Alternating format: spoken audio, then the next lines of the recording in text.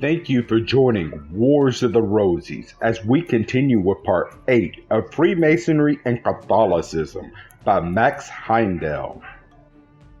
Part 8, The Path of Initiation. In an earlier chapter, we noted that the transition of the adept from the dominion of death to the realm of immortality was foreshadowed in the daring leap of Hiram Abiff, the Grand Master Workman of Solomon's Temple, into the seething sea of molten metal, and his passage through the 9 arch-like strata of the earth, which form the path of initiation. We also remember that at the end of that journey, Hiram Abiff, the son of Cain, received from his ancestor a new hammer and a new word for use in the new age. According to the Gospels, we also find that Jesus, the son of Seth, immediately after his descent from Golgotha, entered into the subterranean strata where he remained for some time in communication with the spirits who dwelt there. Thus the various strata of the earth, from the circumference to center, form the path of initiation, both for the sons of Seth and the sons of Cain. And that is the reason why little or nothing is said of the inner construction of the earth in the multitude of books dealing with subjects of occultism. Those who are simply psychics do not know, and those who do know are not saying much. There is a chapter on the subject in the Rosicrucian Cosmo-conception, which gives about all that one dares to tell, and to that the reader is referred for further information than here given. The path of initiation is guarded in various ways. While we walk the earth in our physical bodies, we are drawn towards the center of the earth by the force of gravitation, but our bodies, being solid, that is to say, of the same density as the material wherefore our globe is composed, we are thus prevented from sinking through the earth by displacement as we would sink in water, or by impenetration as we would pass through either. When death comes and we shed this so-called mortal coil, we find ourselves in vehicles that are finer than the elements of the earth. A person clothed in these finer vehicles could easily penetrate through the various strata of our globe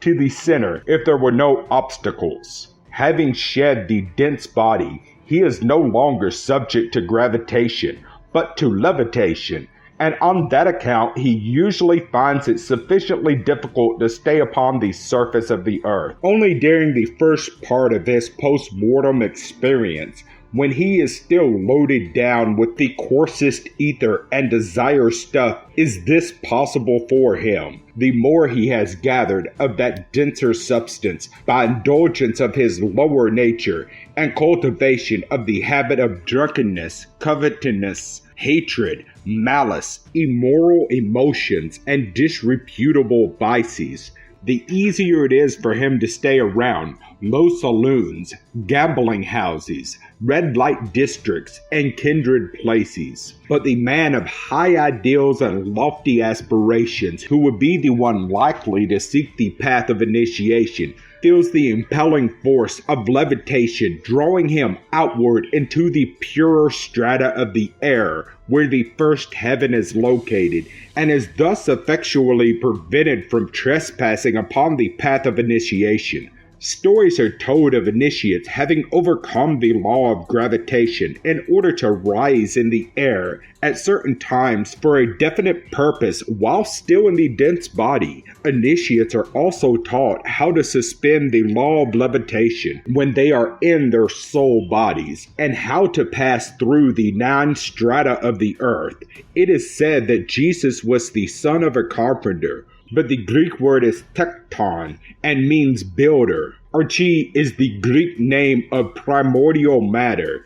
It is also said that Jesus was a carpenter, tekton, himself. It is true he was a tekton, builder or mason, a son of God, the grand architecton. At the age of 33, when he had taken 3 times 3, or 9 degrees of mystic masonry, he descended to the center of the earth.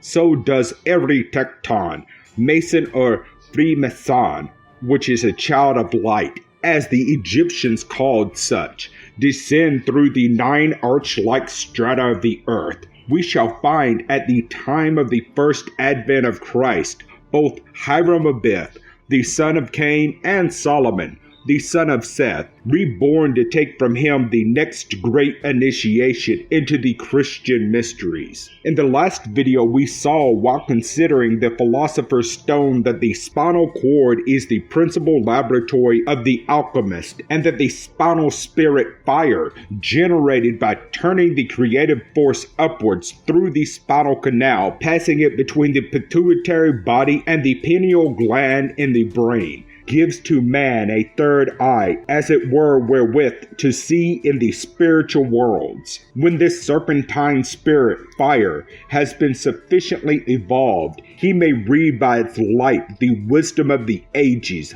Therefore, Christ exhorted his disciples to be wise as serpents. The Egyptian word, najah, which means serpent, is used at least once in the Hebrew Bible in the 58th Psalm. In ancient Egypt, the pharaohs were kings and priests holding a double office, and they, therefore, wore a double crown with a uraeus or serpent head, so placed that when wearing this crown, the uraeus seemed to protrude from the emperor's forehead between the eyebrows. The serpentine uraeus was therefore an apt symbol of the wisdom of the wearer.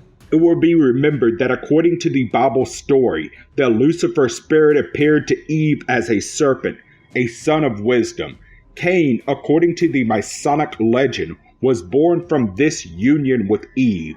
It is also stated that the Lucifer spirit then left Eve, who thus became a widow, and Cain was thus the son of the Lucifer spirit, the serpent of wisdom, and Eve the widow. Every initiate to this day has the serpent symbol on his brow and is known to his fellows by that token as a son of the widow and the Lucifer spirit. Therefore we shall trace Hiram-Abith to this next embodiment by that mark, and as evidence given by a party against his own interest is particularly valuable according to law, we call special attention to the following points gained from the Catholic Latin Testament. In 1 Samuel 19, King James Version, Naioth is spoken of as a place where a school of prophets and seers dwelt, Samuel among others. Naioth is the feminine plural of Najah, a serpent, which we have already mentioned as being an Egyptian word used in the Bible. In the Latin version, the same place is spoken of as Naim, and Eusebius says it was located near Endor, famous as the abode of the witch. Through instrumentally, Saul spoke with Samuel after the letter had passed on. But it is not to be supposed that Naioth and Naim are places, or that they were used interchangeably. They describe two widely different classes of spiritually gifted people, which the ancient Egyptians had marked by placing the uraeus upon the brows of one and at the navels of the other. The latter were mediistic persons, receiving impressions from spirit controls through the solar plexus. They were properly designated Naioth by the Hebrews, who used the feminine suffix